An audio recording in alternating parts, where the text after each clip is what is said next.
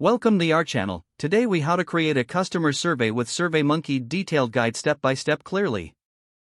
To create a customer survey with SurveyMonkey, start by navigating to the SurveyMonkey website. If you don't have an account, sign up for a free one or log in to your existing account. Once logged in, click on the Create Survey button. You'll have the option to start from scratch or use a template. For a beginner-friendly approach, choose a template that fits your survey goals.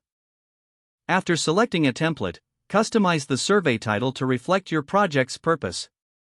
Next, add questions relevant to your objectives. You can choose from various question types such as multiple choice, rating scales, or open-ended responses. Take advantage of the logic feature for advanced questioning options, allowing you to direct respondents based on previous answers. Once your questions are set, review the survey layout for clarity and flow. Consider adding logic jumps or skip logic if you want to tailor the experience for different respondents.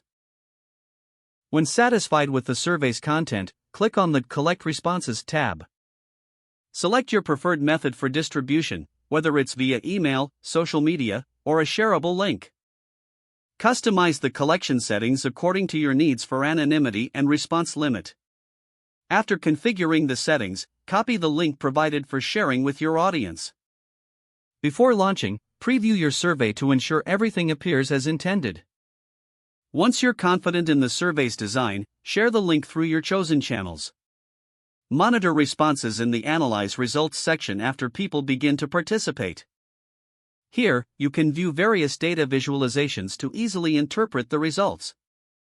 Utilize the insights gained to inform your decisions and strategies going forward. If the page does not load, refresh the browser or try again in a private or incognito window. Make sure you are using the correct email address, then retype it carefully to avoid small typos. If your password is not accepted, use the reset option and create a new strong password you can remember. Check your spam folder for verification or security emails, then complete any requested confirmation steps. Enable two-factor authentication if available to improve account security and reduce unauthorized access risk. After signing in, review your profile details so your contact information and settings are accurate and current. If you see an error message, note it down and try again after restarting your device and internet connection. Log out when you finish, especially on shared devices, to keep your account and payment information secure. Don't forget to like this video and subscribe to our channel for more step-by-step tech guides.